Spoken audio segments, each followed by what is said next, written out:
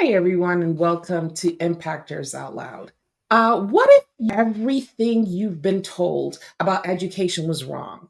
And probably is. What if breaking the rules was the only way to truly create opportunities for those left behind? Imagine a world where diplomas aren't just pieces of paper, but lifelines, transforming futures, restoring hope, and rewriting destinies. It's not just an idea, it's a movement, a rebellion against the broken system, and a call to action for those brave enough to challenge the status quo. Welcome to the conversation that just might change everything you thought you knew. Dr. Annise Mabry is a fearful educator, advocate, and change maker who challenges the status quo in education. As the founder of the Dr. Annise Mabry Foundation, she has helped over 1,000 students earn their diploma through trauma informed homeschooling programs. A best selling author of Disobedience, a mom who became a movement. She turns obstacles into opportunities for underserved communities. With a background spanning education, law enforcement, and social impact, her work has earned national recognition, including the 2003 Georgia City Solutions Award. Dr. Annie's, Dr. Mayberry's mission is simple but powerful. Every life touched is a life changed.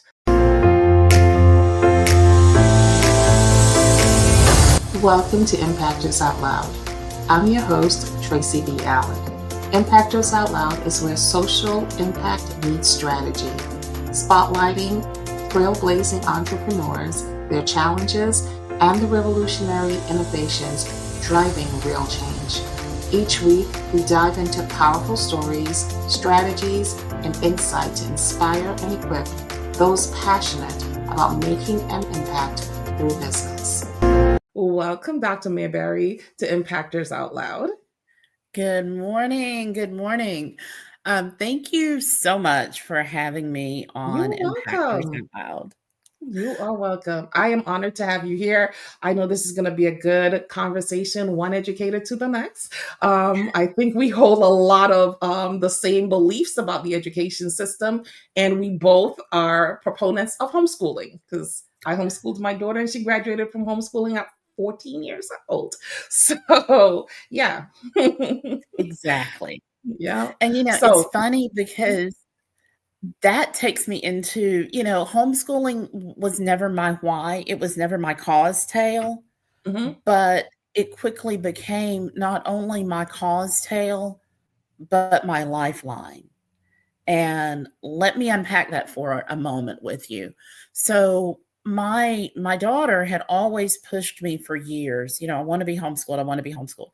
And I was Hmm. always like, no, I can't homeschool you. I'm too busy. I work full time.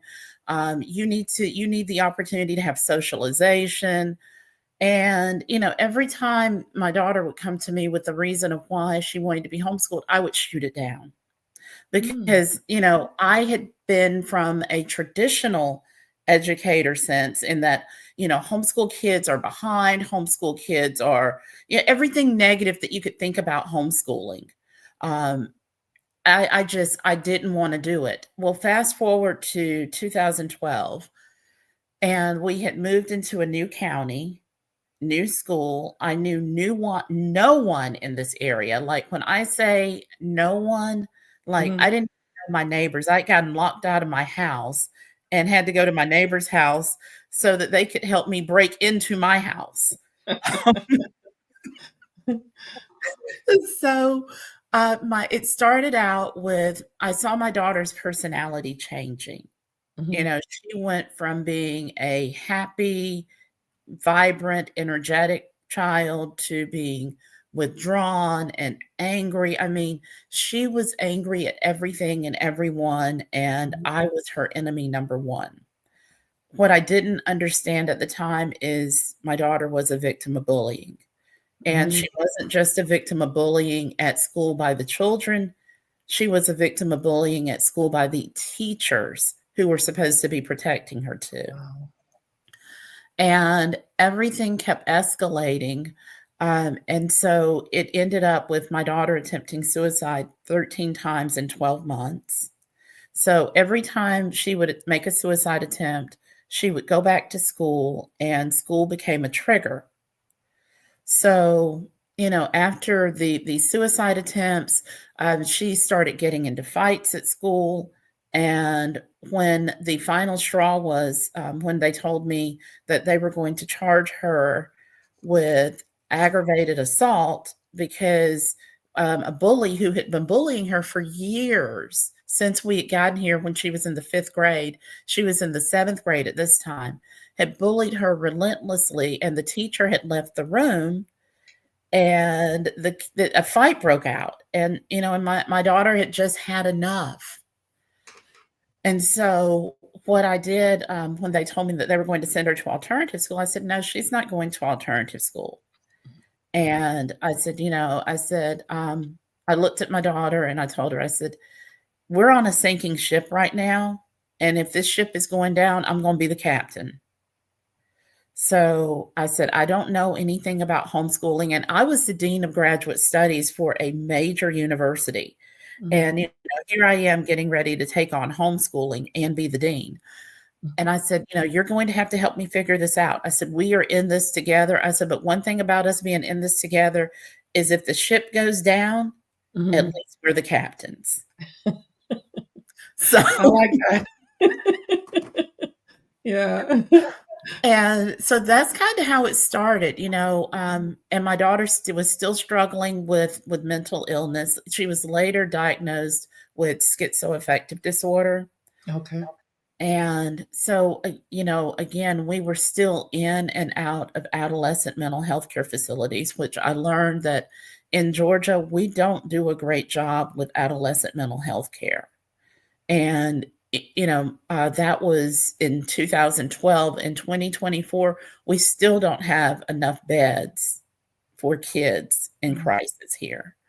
2025, I think that I talked to a parent a couple of nights ago, and they were in the ER waiting on an adolescent mental health care bed to open up. They've been in the ER for 2 days. What? Yes, 2 days. Wow. That's insane.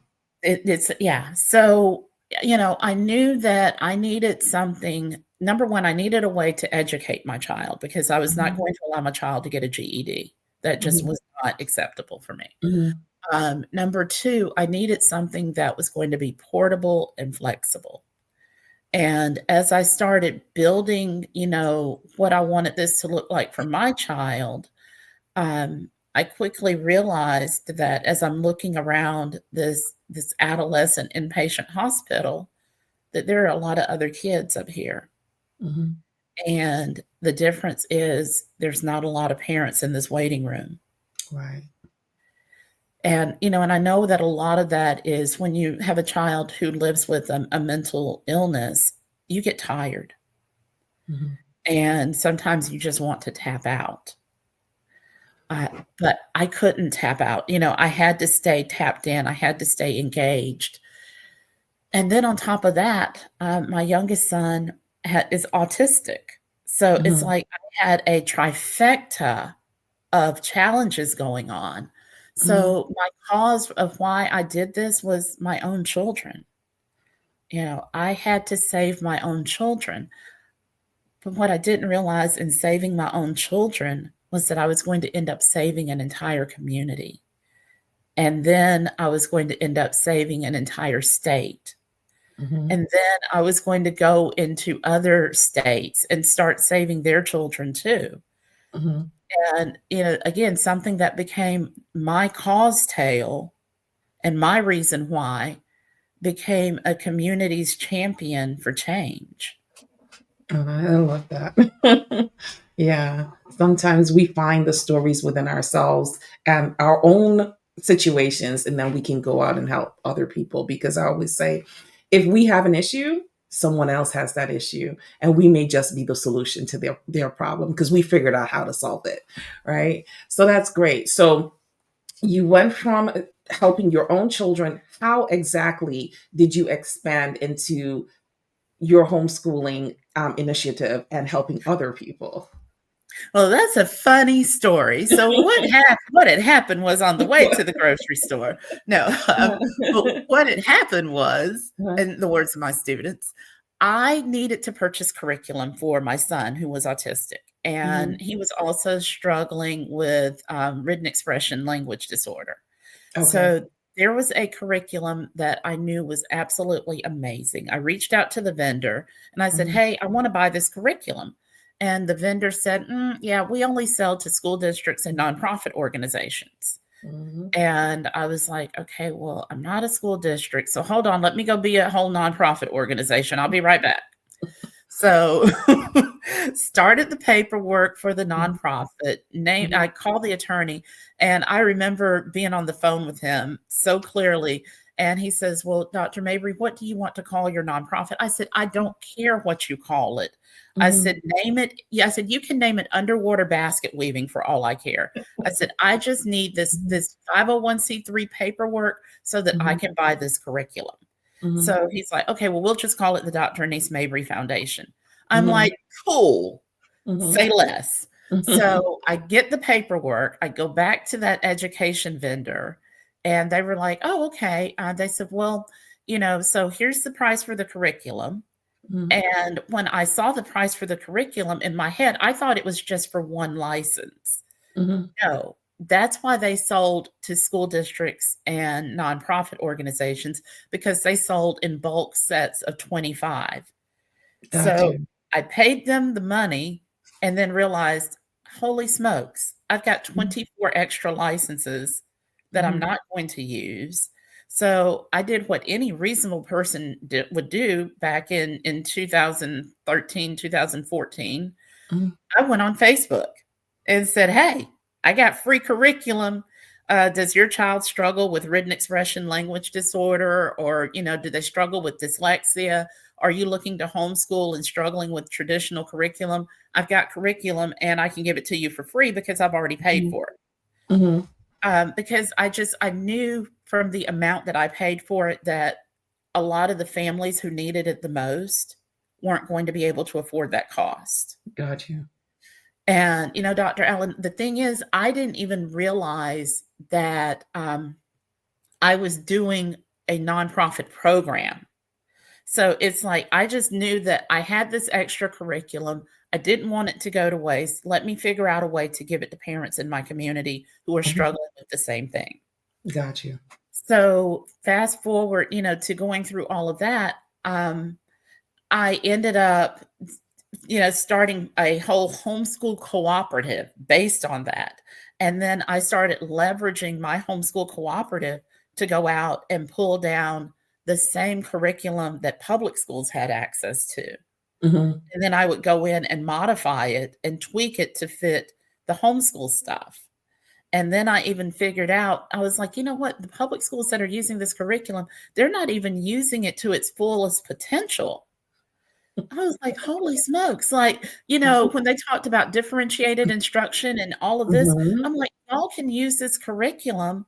All you Mhm. have to do is change the parameters and the settings, and you can actually use it to identify learning gaps, Mhm. and you can use it to, drop down to where a student is, to where the concept is first taught, and then allow them to scaffold back up to their grade." Mhm. And, but public schools get stuck in okay, well, they're in the ninth grade, so they need to be functioning at a ninth grade level. And that's not always the case, you know? So that's how all of this got started. It was Mhm. really in me just starting the nonprofit and giving away 24 licenses in the beginning. Mhm. Okay. You said some stuff that I wanted to piggyback on. You talked about differentiated learning and scaffolding. Um, that is something that, yes, in the public school does not do well. And I know it's something that's taught in colleges, but I don't know how it's being taught in colleges. I just know that the teachers are not getting the concept. I have a friend in New York who's a former principal who does education consulting, and she is going into school systems, especially in New Jersey, teaching differentiated learning and scaffolding, and the teachers are having a hard time understanding the concept. And implementing the concept in the classroom because they think it's such a foreign concept. And I'm like, we're in 2025. We've been doing differentiated learning since 2000s, early Mhm. 2000s. And are you telling me that there are teachers who are still not using that and teachers who still don't know how to scaffold, especially in the junior high and high school level? Because we're assuming, because I taught middle school, I taught elementary school as well, but most of my time was spent in middle school. And then, like I told you before, I went to teaching adult education, so GED programs, right? And we in the middle school system usually think that kids come to us, they should have already known the basics of, what English, math, science, social studies, whatever it is. And then we're finding, because a lot of teachers are not doing those things, right? They're not doing the initial assessments to see where the kids are at, to see where you need to start. You're just starting where you know you're supposed to start because this is what they should have known. So it just keeps widening and widening the gaps in learning that these children have. And we're doing them a disservice. And so when I tell people all the time about homeschooling, I said, I understand that a lot of people cannot do homeschooling because they have to go to work, right? But there are different ways in which you can utilize some of these homeschooling cooperatives to help to fill the gaps that are not being filled within the school system, especially if your child has some type of learning disability. Yes. And that, that is an awesome segue to talking about how do you leverage homeschooling for children with learning differences? Mhm. And because a lot of families who have children with learning differences are absolutely terrified to homeschool. I was Yes. one of those. I Mhm. was I was absolutely terrified because in my educator brain, Mhm. I had been trained to think that I needed a certain certification to be an expert to be able to teach a child with autism. I needed a certain certification to be Mhm. able to teach my child that was living with a mental illness. Um, but you know what? I had the best certification there was. I was Mhm. their mother. Mother. Mhm. Yeah. And when you're a mom, you will move heaven on earth to make sure that your child has what they need. Mhm. And I've taken it a step farther, and I tell people all the time, just because I have 2 letters in front of my name Mhm. and a couple of numbers, mainly 501(c)(3) behind my name, does Mhm. not mean that my child should have more access and opportunities than your child. Right. Because if my child thrives and your child doesn't, then my child didn't really thrive because your child is going to be a hindrance to my child because there's a gap. Yes. There is a gap. Yes. And when you have Yes. gaps, you create inequities and inequalities. You do. And, you know, that's why my nonprofit stands in the gap. Mhm. We Mhm. stand in the gap, and I bring everything that I gave to my children to poor, rural, persistent poverty communities Mhm. where, sometimes I will do the diploma program and I will graduate an entire family. Really? Yes, like I will graduate the Wow. grandmother, the daughter, the granddaughters, and the great-granddaughters. Oh, that has to fill your heart. Oh my goodness. Like, Wow. and I That's remember. that's true transformation because you've just Yes, changed the entire life of that entire family structure. Okay? yes. They can decide to go on to trade schools, they can do community college, they can do other programs, upskilling programs, and now get jobs to change their entire legacy of this family. Oh my gosh, that just gave me chills. And how about they can even Yeah. be government contractors, because what most Yes. people don't know is you Yes. cannot get a government contracting job without a high school High diploma. school diploma. Mhm. That's Mhm. a minimum. It's so ironic that you say that because I was talking to someone yesterday about starting a home health business here in Florida and one in New York, because I used to teach that class. And I said, one of the key differences between having a home health care business here in Florida and up north is that it doesn't matter that, like you said, you have those two letters in front of your name, DR. Um, if you cannot produce your high school diploma to the state of Florida, you will never get that license. They don't Yep. want your bachelor's, master's, doctor. They want your high school diploma. So, yeah, there are just some places you have to have some equivalency of high school in order to get it. And I know Yes. at one point in time, the military didn't even want people who had GEDs. They wanted high school diplomas. So And they still it's don't. important. They Yeah. still don't, Mhm. and that's what I tell people. I'm like, because and that's what drives me crazy. The GED pulls down billions of federal dollars, It does. but the GED program is based on number of students served, not number of students who actually graduate with their GED. And I So, can attest to that because a yeah, lot of people who come through the GED programs, we actually have to put them back into ABE programs because they're not equipped for the GED program.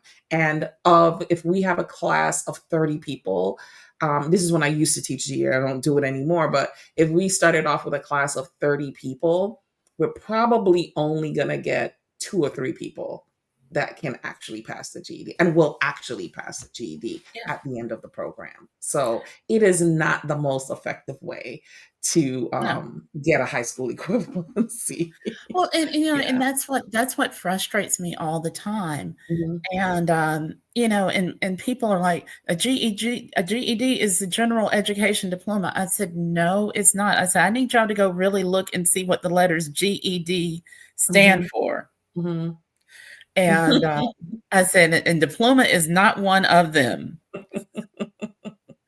Yeah. So, that was one of the things, and that's how I actually ended up going into communities, because after I graduated my daughter, I Mhm. was on my back deck, and we are our my neighborhood, we used to have a club back in the day called the Wine Walkers, and we Mm. were moms who we Mhm. literally had like these wine necklaces where you could have a necklace and you would drop your wine glass, and Okay. you would just walk around from porch to porch. And and you would and everybody would be outside on their porches, or we'd be sitting at the end of our driveway, and you Mhm. would just pour wine into each other's glasses and just walk around. Wow. Okay. What a life. What a life, right? And so, Uh-huh. I was doing my wine walk, and I ended Mhm. up at Crystal's house, Mhm. and, Crystal's daughter and my daughter had gone to school together. So, we're sitting up there drinking our wine, and, her daughter, Beth, walks in, and I'm like, "Oh my god, Bethy, I'm so excited to see you." And Mhm. I said, "Are you excited about going to college?" And she just kinda, her and Crystal exchanged the look, and I'm Mhm. okay. I said, "Oh, I understand. You're taking a gap year." I was like, "That Mhm. is so cool that you're taking a gap year." So they did the look again. I said, "Okay, I know I haven't had that much wine. What am I missing?" What are you missing? Yeah. And so Crystal was like, and so then Beth spoke up. She said, "Dr. Mabry, I didn't graduate." Oh, wow. I said, "Didn't graduate?" I said, "Didn't graduate from high school?" Mhm. And she's like, "No." And so she said, "But I'm going to go get my GED." And I was like, Okay." And "What happened?"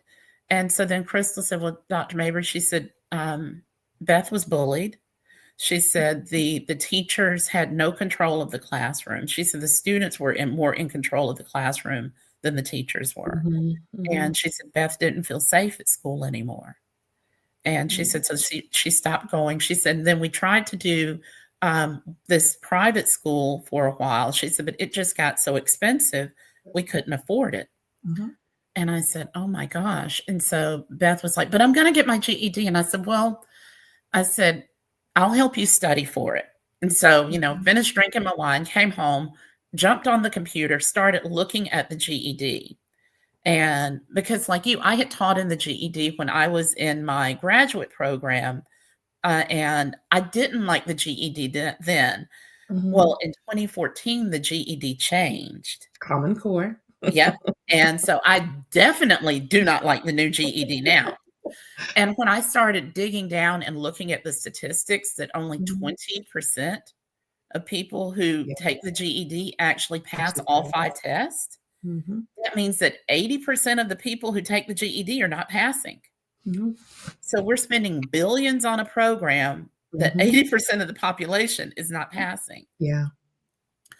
Talk about government waste. Yeah. Um, and so I was like, "Oh my gosh, I cannot set Beth up like this. I cannot set her up." Mhm. And so I pulled up Georgia homeschool law, and I was deep diving into it, and I said, "Wait a minute. I know I didn't read what I just read." And it said, "A homeschool high school diploma can be issued by the parent to their child at any age." And I was like, "So it doesn't stop at 18." I was like, "No, I know I'm not reading that right." Mhm. So it's like midnight, and I call Crystal, and Crystal answers phone. She's like, "Is everything okay?" I'm like, "Crystal, you're not gonna believe what I just read." I said, "But I'm going to need to run it by an attorney in the morning." So I called Homeschool Legal Defense Association, told them what I read, and I said, Mhm. "Am I understanding this correctly?" Correctly. And they were like, "Yeah." And so Mhm. the homeschool defense attorney was absolutely amazing. And he said, "Dr. Mabry, not only are you understanding it correctly," he said, Mhm. "but there are 22 other states that have similar homeschool legislation." Holy sm Holy smokes. Yeah. So I said, "Well, I'm glad for the 22 other states, but right now I just needed to know that it's gonna apply in my state." Right. So I called Crystal back and I said, "Crystal, I think I know a way to help Beth get her high school diploma." Mhm. And she's like, "What are you going to do?" I said, "Well, I'm gonna follow the same pathway that we do in college." I Right. said, If a student drops out of college, we don't make them start over. Mhm. We let them pick up where they left off." Mhm. And I said, "Then I'm going to scaffold the instruction to identify where her gaps are." I said, "I'm Mhm. gonna use the same curriculum that I've used for my children." Mhm. And Crystal was like, "But doc, I work full time. I can't do this." I said, "Everything is going to be online." I said, "The only thing that you'll have to do is just supervise her." Mhm. I said, "And make sure that she gets the classes done." She's like, "I can do that." I said, "It'll be just like you're doing homework with her." She's Right. like, "I can do that." Mhm. And she was So 18 at that time, correct? she was 18. Yeah. And so Beth set a goal for herself to graduate by her birthday. Okay. And so as she was knocking out, because I figured out that she needed like 8 classes. So she's Mhm. knocking out the classes, and we get to the end, and I go over to Crystal's house, and we all sit down together, and Mhm. we order the cap, gown, diploma, and everything, and it ships to the house. And I was like, Mhm. "Okay, now we got to do a graduation ceremony." And I mean, her Mhm. grandmother, Miss Becky, was so excited about this graduation ceremony. I mean, you would have Mhm. thought that we were planning for a UGA graduation. And, so her grandmother said, "Doc, are you," because they always call me Doc. She said, "Doc, Mhm. are you gonna wear that velvet robe that you got?" Mhm. And, I said, "Yeah, Miss Becky, you know what? I will wear that velvet robe." She said, "Well, we gotta take it to the cleaners and get it pressed." I said, "Okay." So the velvet robe goes to the cleaners, it gets pressed. Uh-huh. We do a graduation ceremony in the living room. We march from the bedroom to the living room, Mhm. and, we use the coffee table as our podium. Oh, wow. And so, I mean, it was me and Beth's family, Mhm. and, that was it. That was my very first graduation ceremony. And from there, that night, me and Miss Becky were sitting on the porch, and Mhm. I came out to sit down beside her because I was just like, "Oh my gosh," and she was just so tickled. She said, "Doc, we're gonna have us a whole house full of high school graduates." And when she said it, I said, Okay. "Well, a whole house full?" I said, "What do you mean, Mhm. Miss Becky?" And she said, "Well, Doc, I never graduated from high school." She said, "I had Crystal when I was 15." And Oh. she said, "Beth graduating is Crystal's first child that she's ever seen graduate." She said, "Crystal doesn't Really? have a high school diploma. I don't have a high school diploma. Crystal's husband doesn't have a high school diploma. What? None of Crystal's other children have high school diplomas." She said, "Doc, you're going to help us get a whole house full of high school graduates." And I mean, I remember sitting there as it was just all sinking in. I mean, this is a family that we lived in the same neighborhood together. Our kids went to school together, Mhm. and they did not have a high school diploma. They had done very well for themselves, Mhm. and, because Crystal had been able to navigate as well as her husband without having the high school diploma. But, I just thought, oh my gosh, they are academically invisible. Mhm. And so I told Miss Becky, I said, "Well, Miss Becky," I said, we're gonna get some diplomas in this house." I said, "And I promise you that we will have a whole house full of high school graduates." So Mhm. the next year, I figured out how to do an honorary high school diploma for people over the age of 60. Mhm. And Oh, Miss okay. Becky received my first honorary high school diploma, Uh-huh. and I presented it to her. What I didn't know, the venue that I used to rent to do the ceremonies after we got beyond one student, I had 8 students at her graduation ceremony. Um, and so, that venue was actually the school that she was supposed to graduate from. Wow. Yeah. Full So, circle. full circle, Mhm. I she got the diploma, and then a year later, I was graduating Crystal and her husband, Mhm. and Miss Becky was supposed to be there with me to present the diploma, and Miss Becky ended up having a stroke, and she Aw. passed away. And I was like, "Oh my gosh," and so but when she had the stroke, they called me from hospice, and Crystal was like, she said, "Doc," she said, "Mom had a rough night. We don't know, she's waiting for something, and we can't figure out what she's waiting on."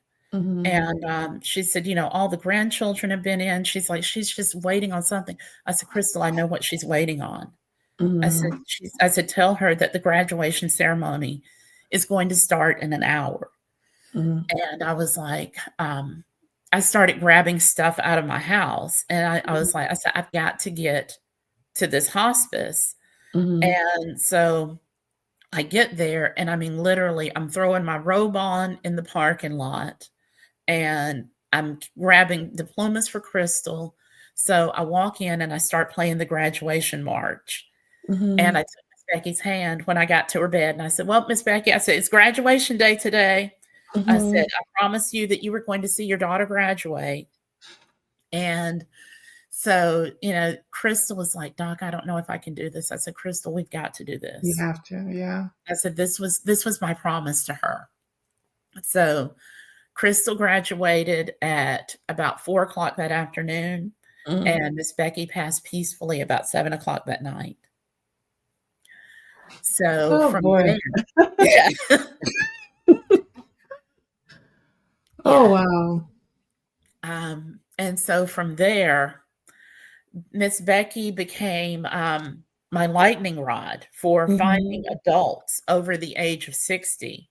Mhm. And so since Miss Becky, we've issued close to 100 honorary homeschool high school diplomas. And what we do with those is we reach out to the mayors and Mhm. police chiefs, and we also allow family members to self nominate. Okay. Okay. And so, and we allow them the opportunity to march in with the graduating class. They get a full ceremony, Mm. and, because it's important to close that cycle. Yeah. Yeah. And one older man that ended up graduating, he was in his 80s. This man had been in the GED program for 15 years Uh-huh. and never got a GED. And he said, "Dr. Mabry," he said, "my dream is for my children and my grandchildren to see me graduate." Mhm. And so when he graduated, um, we were at a church, And the church was like, his whole family took up one side of the church. And Wow. everybody was coming up to me. They were like, Dr. Mabry, you're not going to be able to let all those people in. I said, all those people are coming in. I said, y'all Mhm, figure out what y'all going to do with the rest of the people. I said, mhm, I'm sure we got some overflow. I said, mhm, because don't y'all plan for overflow at a church? mhm, mhm. So they ended up, I mean, we had over 300 people at that graduation ceremony. What?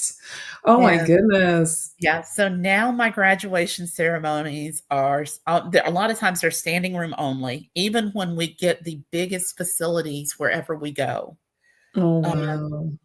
because we're changing lives. You are definitely, definitely changing lives. This is one of, I think, the best transformation stories I've heard in a long time because a lot of people don't understand how important education is, how important it is for someone to have a high school diploma. Forget about the associate, the bachelor's, the master's, the PhDs. A high school diploma is where it starts. Yeah. And, you know, I know a lot of people. I my last, not my last, the second to last GED program I taught in, my eldest student was, I think at the time she was like 67. And I had taken her through the program for a year, and then I left. I moved away to another place. And when I left, she was supposed to take the GED test, but she had gotten sick and she wasn't able to take it at that time. I told her, just keep studying. And, when you feel better, go ahead and take it. And she took the test and she passed. And she called me on the phone screaming, now I feel complete. She was like, I feel complete.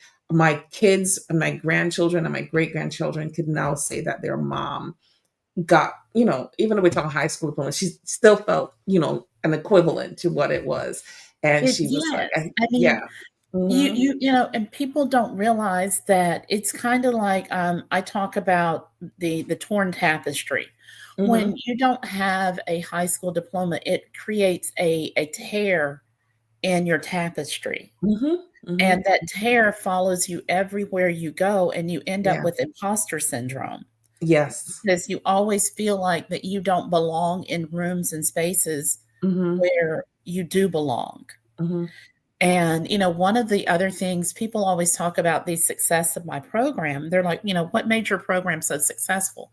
Hmm. Well, number 1, when I built the program for the teenagers, I built it like, I built it for my own children who were struggling. Right. But then when I moved it into the adult arena and I started working with the older people, Hmm. um, I actually reached out to people who had been in GED programs, and I Hmm. said, "Hey, I'm thinking of doing this.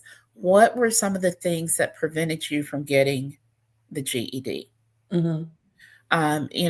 Take a look at because sometimes as educators, we want to pick the curriculum that we think would work, but what we don't realize is we're not picking from the same life experience that the Correct. person using the curriculum is going to have.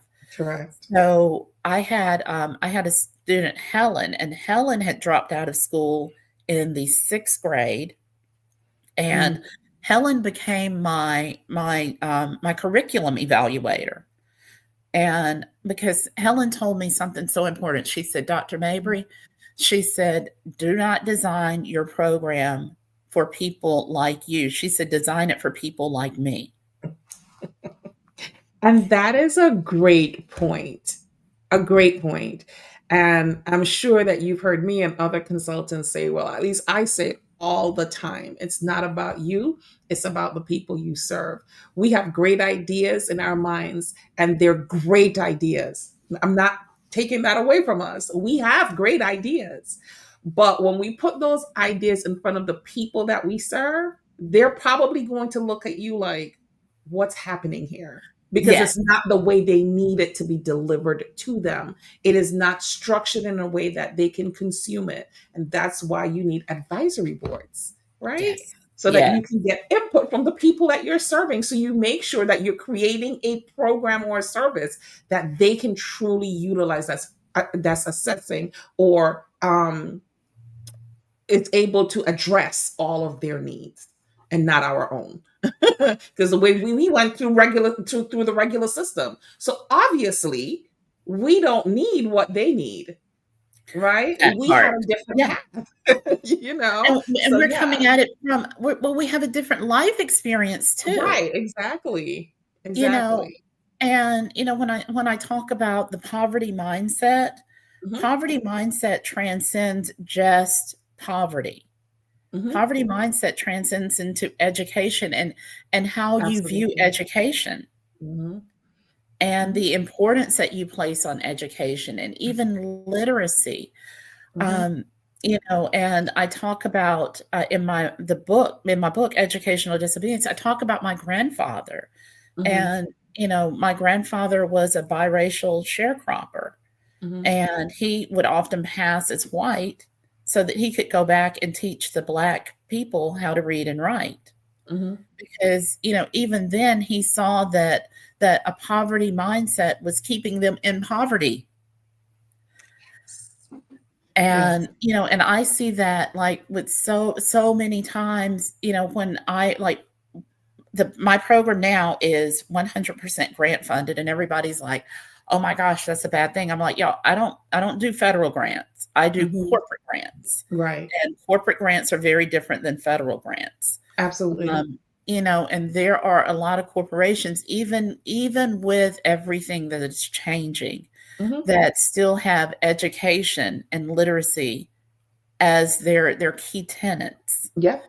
And, and that's what I do. I am education, I am Mhm. literacy, and I am ultimately workforce development and economic development Okay, so let's talk because about some aspects of that. So we're going to talk a little bit. I know this is a little long. We'll just split it up into two podcasts, okay. right? But I want to get through the whole gamut of it because I think the information that you're giving, that we're talking about here today, can really change even more people's lives. The people who are going to see this podcast, because I know there are a lot of parents currently with everything that's going on who are looking for alternatives for their children. So I really want to take the time to delve into everything that you have going on. But one of the things that I wanted to talk about was you talked about trauma informed homeschooling. Explain that to us. What is trauma informed homeschooling? So trauma informed simply means that all of us, when we talk about adverse childhood experiences, Hmm. ACE, um, anyone who has gone through any type of life event is going to have an ACE. If you've gone through a divorce, if you've gone through a relocation, Hmm. children have ACEs too. Hmm. And when we talk about trauma informed, that just simply means that we understand how the student shows up in the program and we meet the student where they're showing up Hmm. and not expecting them to come in and just simply be a student, but we're expecting them to come in with all of their baggage, Hmm. and trauma informed means that because we work with human trafficking survivors, we Oh, work with really? yeah, we work with youth Okay. in foster care and youth aging out of foster care. We Okay. work with homeless youth. Hmm. We work with youth in mental health crises. So, Hmm. all of those youth have trauma and they are not going to show up in a classroom ready to learn. Correct. The curriculum has to fit the student, not the student that fits the curriculum. Hmm. Hmm. And I'll give you a perfect example. I've got a student right now in a program, and his parents were deported in the first Trump administration ICE roundup, Hmm. and they were deported. The child was in school, and he was left behind here, and he was sleeping inside of the school, and teachers were trying to bring him food and clothes. Everybody knew this child was in crisis, Hmm. but nobody really knew how to help. Well, long Hmm. story short, he ended up dropping out of school. He ended up, of course, getting caught up in some legal trouble. And thankfully, because my program is partnered with several judges and their courts, Hmm. a judge got him to me. And Okay.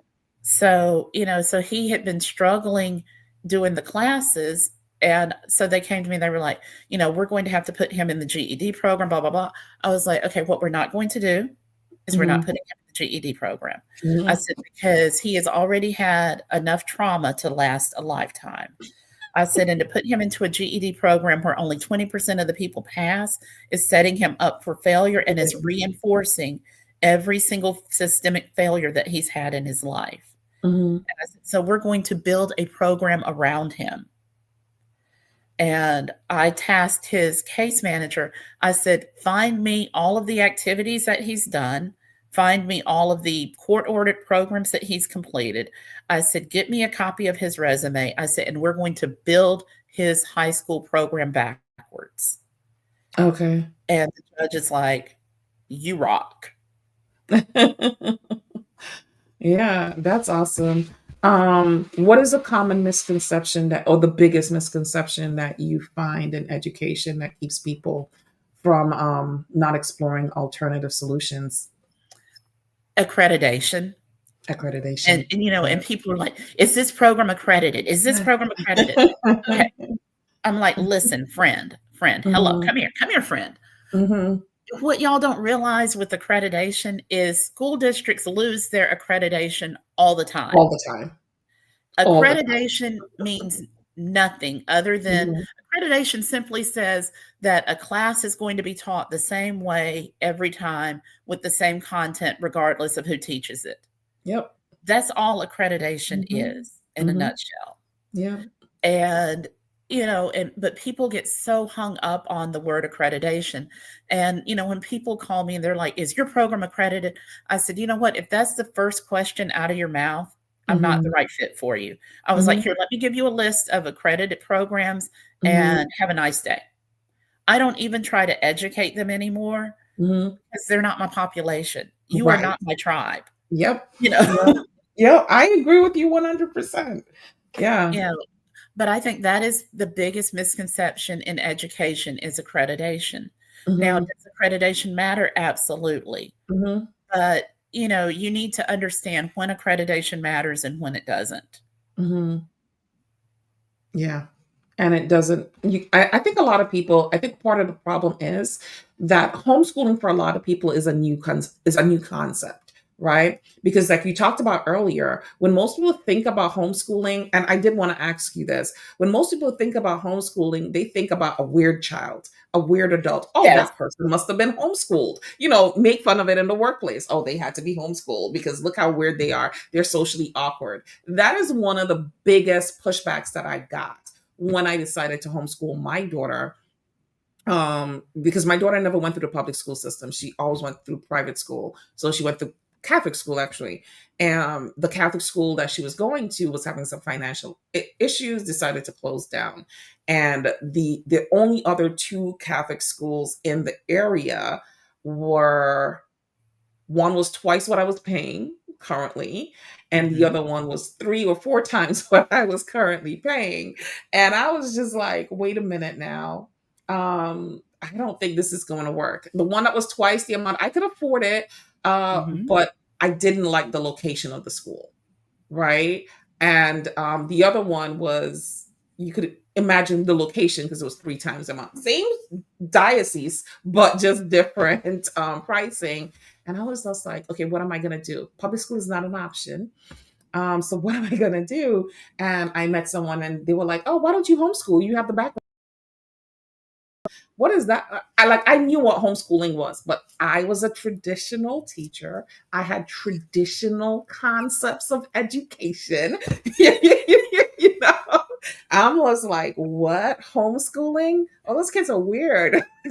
We're not doing Yes. that. you know, Yeah, homeschooling, and those are the kids in the basement with the tin foil preparing for doomsday. Yeah.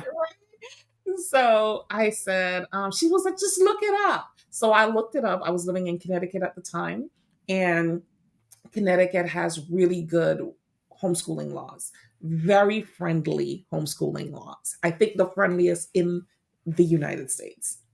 Okay. So I know in a lot of states you have to create a curriculum, you have to present the curriculum, blah, blah, blah. Mhm. You don't have to do any of that in Connecticut.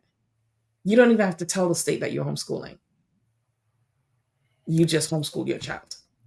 And Okay. so and Dr. Allen, that's what gets me, like, there should be nobody in the United States without a high school diploma if a Mhm. parent has the legal authority to issue one. Exactly. And I joined a co op. I joined HS. What is it called? You know what I'm talking about. HSLDA? Yeah, HSLDA. And I joined a co-op. And when I first started, I tried the traditional because again, I'm a traditional Mhm. educator.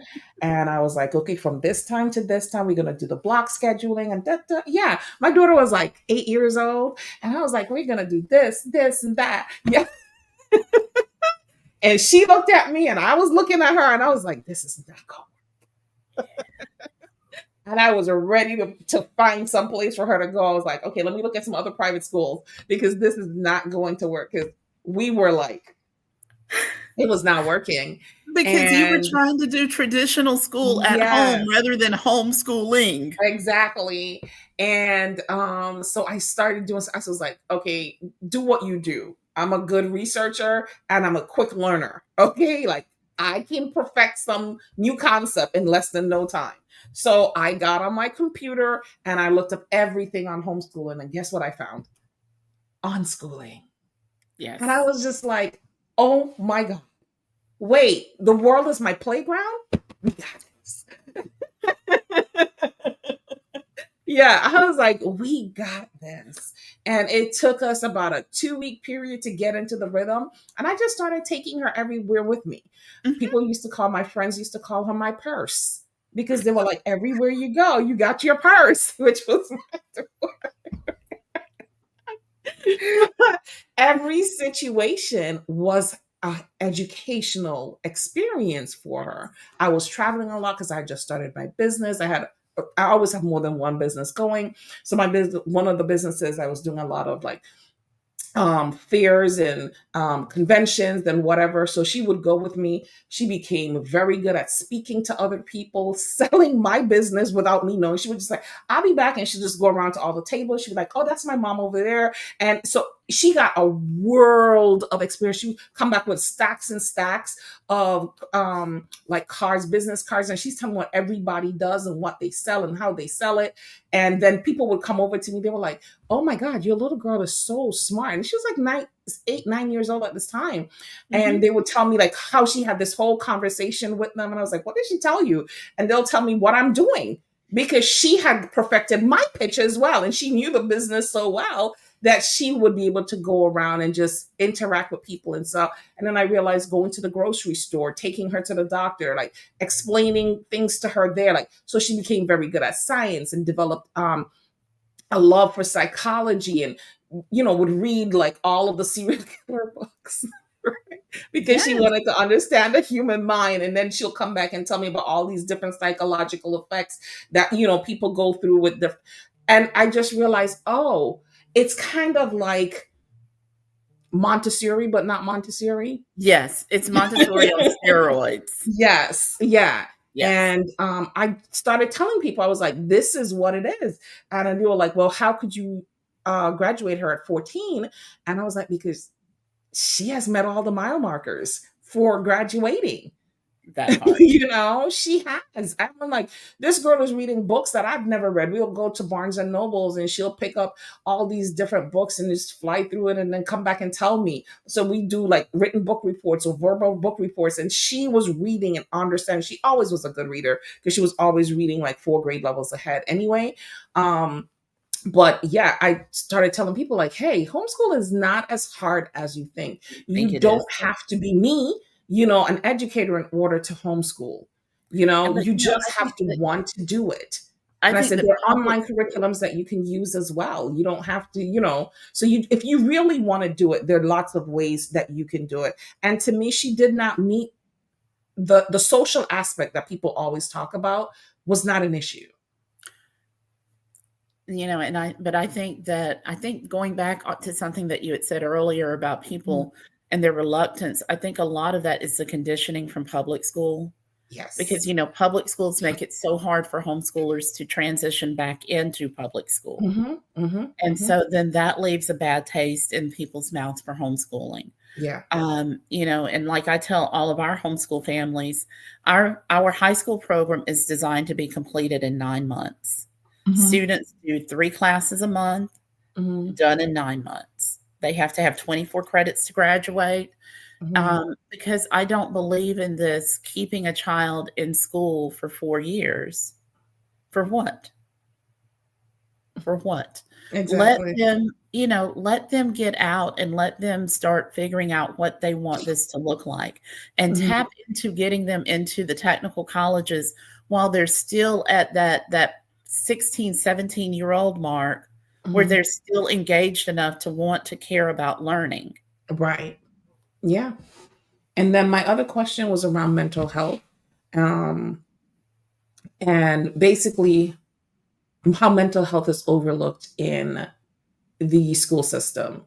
And you talked earlier about your daughter having some mental health issues that were not identified at the time, and being bullied by students and being bullied by even the teachers. And I have a cousin who kind of went through that same situation, to the point that she was thinking about, um, you know, unaliving herself. And the mom pulled her out of the public school system. She was going to private school, so pulled her out of the private school system, and she did her last year or 2 years, but she did it in, I think, like 6 to 8 months, homeschooling. And when you talk to her, she said it was the best thing. Both the mom and the daughter said it was the best thing that could have ever happened, because had she not done that, she would not be here today. Absolutely. Absolutely, because I think that, again, public school is tasked, and even private schools, Hmm. anytime a school is tasked to follow the accreditation path, Hmm. that becomes their whole focus. Yes. Their whole Yes. focus becomes meeting the metrics of that test. Mhm. And, yes, while you're meeting the metrics of the test, what are you doing to the mental health of the students that you're dragging along with you to meet those metrics? Mhm. Mhm. And when you talk about bullying, a lot of times, especially with older educators, they're like, oh, well, we had bullies when I was in school, but the bullies today are not the same bullies. No. These bullies are different. Mhm. Mhm. And that's one of the things that I do with all of the kids. Right now we have over 6,000 families in our homeschool cooperative. And What? Oh my yes, goodness. yes, 6,000. Um, Wow. and one of Okay. the Yeah, one of the Mhm. things that I do with the teenagers, especially when they come in from public school, I have a class called, Social Media 101. And I tell them, I said, "This is the easiest credit that you will ever get. All you have to do is go through and friend me on all your social media." So I'm Mhm. on all the social media platforms, Mhm. and, I do that twofold. One is because I want to see what's on their platform, and I want to see who their friends are, Mhm. and the other reason I do it is because sometimes I can see the bullying Mhm. and I can step in. Okay. And, because they don't know, like, their friends, because 'cause I'm not even under my real name on Mhm. these Okay. platforms. So when Mhm. I step in, they think, "Oh, who is that?" Right. So it's not that I'm stepping in like a mom, it's not that I'm stepping in like an adult. They're like, Mhm. "Oh, this is somebody that's really engaged with the content this person is posting," and they're Mhm. stepping in. Mhm. Got you. Uh, yeah, so that's one of the things that we do, but the bullies today, they're different, and they don't Yes. stop. They're relentless. They're relentless, and social media just amplifies that. Yes. I have a few more questions. So one is, what kind of pushbacks have you gotten from advocating for this non-traditional education model? When I first started, I used to get pushbacks from the military Oh, because the really? military didn't know how to accept a homeschool student. They didn't know how to evaluate those credentials because they Mhm. were used to just keying in the school name in their database and it pops up, Mhm. and then boom, Right. boom, boom, you check your boxes and you go on. Mhm. Well, even Congress saw that this was a problem before I even came along, and they Mhm. had actually written a policy to Mhm. the education specialists in the military on how to accept homeschool students. The Okay. problem was that most of the people that were around when Congress wrote that policy weren't in Mhm. the positions, and they didn't know the policy existed. Mm. So I found the policy because I'm that person. And the first time that one of my homeschool graduates got rejected from the military and they tried to put them in as a tier 3 instead of a tier 1, Mhm. I was like, "Nope, here's your policy." And they were like, "Well, where'd you find that policy at?" I said, "It's your policy. You don't have your policy?" Mhm.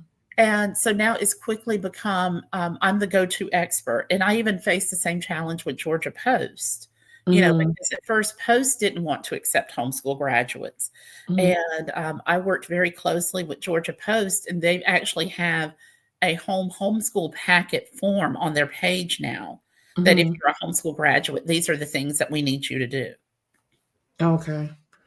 All right. Well, that's good. And for parents who have the same issue, they're maybe didn't go through your homeschooling program, but they're having issues having their child's diplomas accepted. What kind of advice would you give to them? The first thing I would say is every parent that's homeschooling, you need to be a member of Homeschool Legal Defense Association, Absolutely. HSLDA. Be a member Mhm. because that, an attorney is your first line of defense when someone won't accept your homeschool diploma. The second thing is reach out to your state elected representative. You Mhm. know, I reach out to all of our representatives and I invite them to our graduation ceremonies every year. Mhm. And I allow them to present diplomas with me on stage every year so that they physically see the families, they see the impact, they Mhm. hear the students give their reflection speeches, so they know the impact of this program and what it's doing. And if you are trying to advocate for your child's diploma and the legitimacy of homeschooling, you need your elected official behind you. Right. Right. Okay, so you've written quite a few books in the last year-ish. Right? Yeah. Every time I look up, Dr. Mayberry has a new book. I'm like, "Oh, okay, right? We're on a roll here." But they're books that are needed for parents who are in homeschooling or thinking about starting their child on the homeschooling path.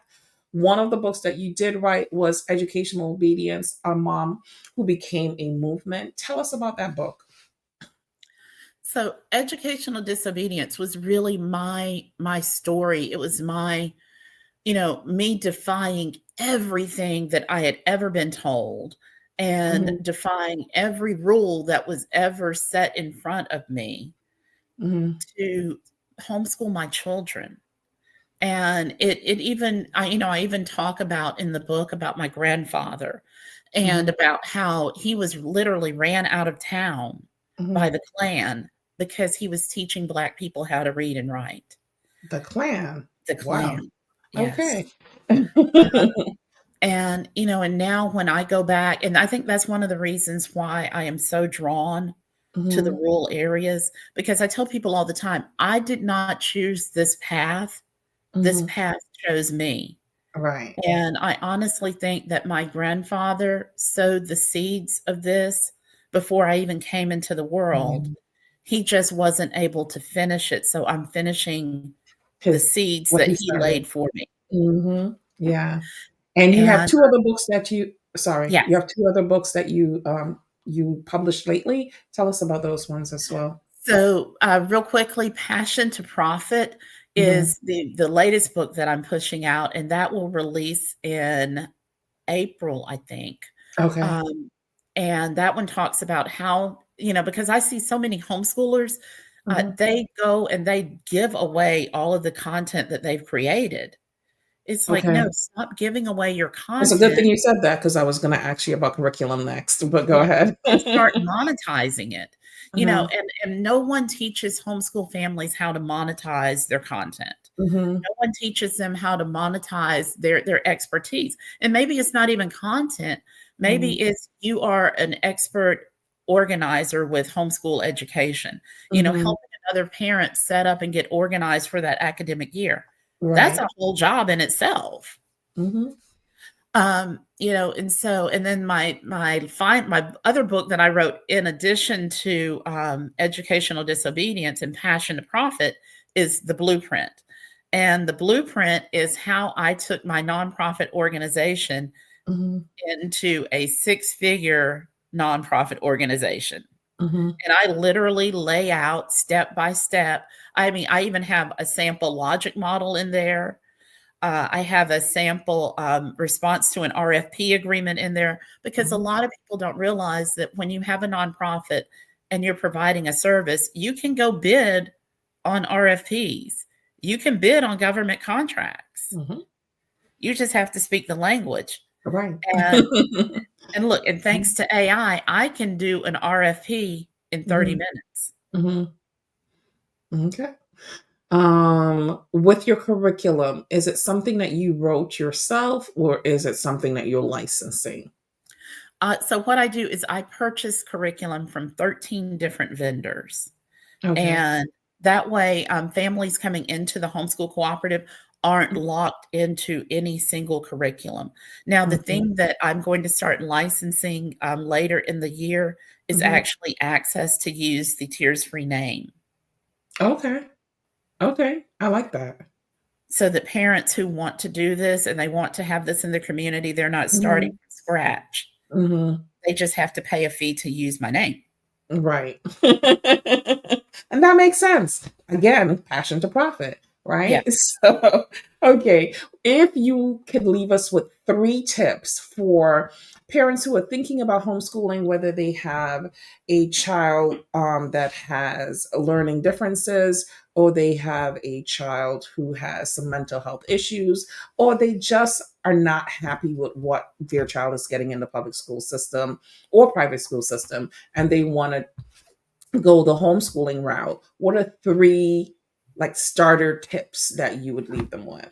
So, number one starter tip is when you get started, allow yourself grace and space to unschool, Mhm. because you're not only is your child going to have to unlearn everything that was traditional education, but as Mhm. a parent who grew up in traditional education, you're going to have to unlearn traditional education as well.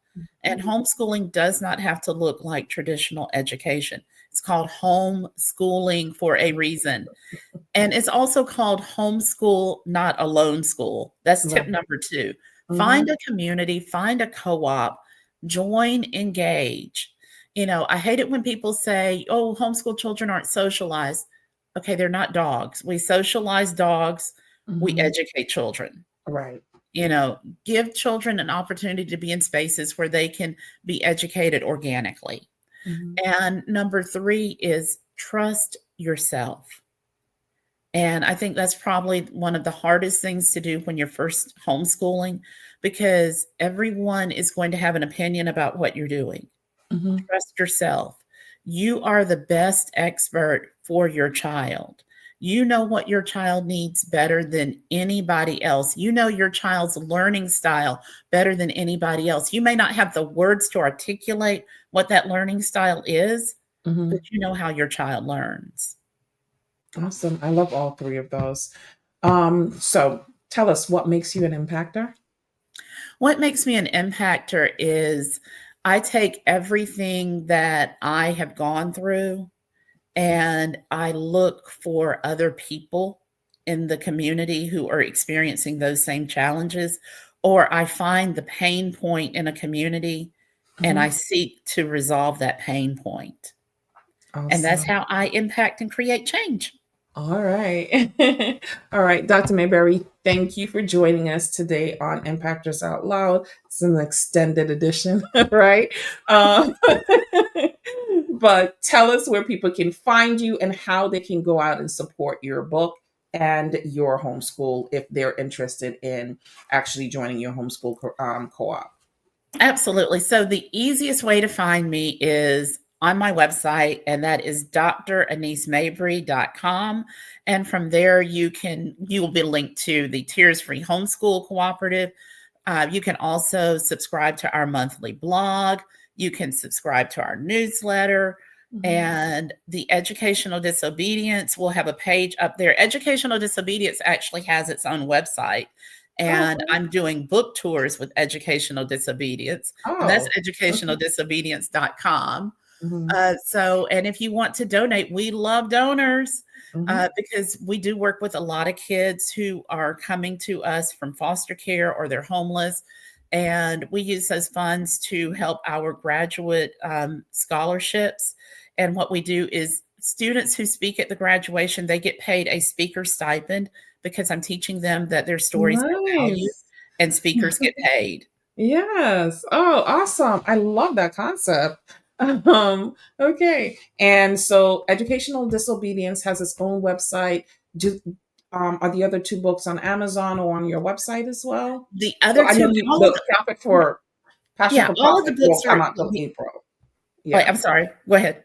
No, I was saying Passion for Profit doesn't come out till April, but is are the other two books on your well, I know Educational Disobedience has its own website. The other book, is it on your website or can they get it on Amazon? The other book is on Amazon, Okay. and it's a short Say the book. name again. It's called The Blueprint, Okay. and it's literally the blueprint for anyone who has a nonprofit and you want to scale your nonprofit Mhm. without being grant dependent. Okay. All right. Okay. So you have all of the information that you need. Go follow Dr. Mayberry on her all her social media platforms. We will have all of the information in the description section of this podcast if you're watching it on YouTube or wherever. But go follow, really take some time and explore homeschooling as an option for your child, especially if you're asking them questions that you know at their age level they should be able to answer. And you're realizing, hey, my child has some serious gaps. And as they get older, these gaps are going to get bigger and bigger. This will affect your child's entire life. Maybe homeschooling is an option for you. Do some exploration and get in contact with Dr. Mabry and her foundation and get on the path to getting your child on the right path themselves, educationally, mentally, physically, and emotionally. All right, Absolutely. until next time, bye everyone.